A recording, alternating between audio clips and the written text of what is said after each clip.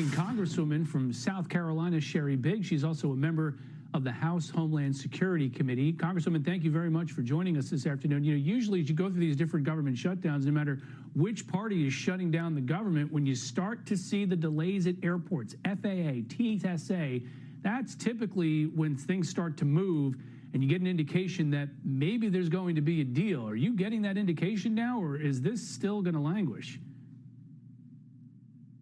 Well, thank you so much for having me. And I know my party, the Republican Party, knows how important this is right now to have Homeland Security up and running full force. You know, we talk about the TSA workers and those individuals that are missing their paychecks, and my heart goes out to them. But there's a flip side of that too. When I think about how dangerous this is right now in light of the heightened security and alert that's going on in our country, I think it's very foolish, and I urge my Democrat colleagues to please see this through and to vote to open up Homeland. Do you get the sense that there are ongoing negotiations that are really beginning to move the ball here, or are the two sides still in the intractable position where the White House has reportedly given an offer? Democrats want to cut these funding bills up and not do TSA or do DHS all in one large funding proposal. Do you see any movement there, or are the sides still talking past each other? Well, I would love to say that we are close, but I really don't feel like that.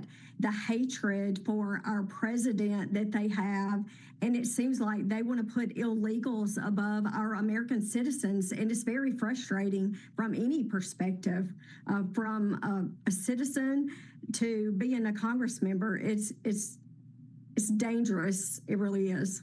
Now, over in the Senate, Democrats have asked for a number of different funding proposals that would fund TSA and some of the components of the Department of Homeland Security without funding ICE and Border Patrol, which is what they have an issue with and what they want to negotiate a deal on.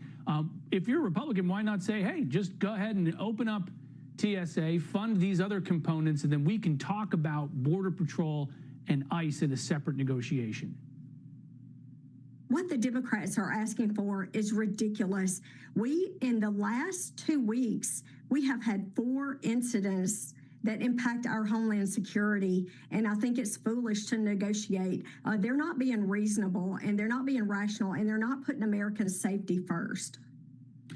You've also got a bill that you've introduced when it comes to taking away citizenship for naturalized citizens who enhance or who support terrorists. Tell us about that, and do you have any sense that it's going to get a vote?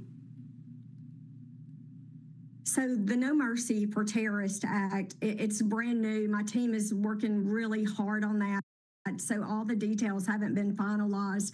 But what I would like to see happen is for us to stiffen our laws to hold terrorists and those who support terrorists accountable. I mean, you look at what happened at the shooting at Old Dominion. Had this bill been in place, that individual, that suspect, would still be in prison. And not only that, if he were released, he would be sent back to where he came from, never to set foot on American soil again. And I think that's what we're going to have to do. And I do feel like it's going to get a lot of support. As you work through the wording of this, are you concerned the Supreme Court has weighed in previously on removing citizenship or stripping citizenship to people who are naturalized? This could be a constitutional issue that the Supreme Court might come in and say, even still, you can't do that.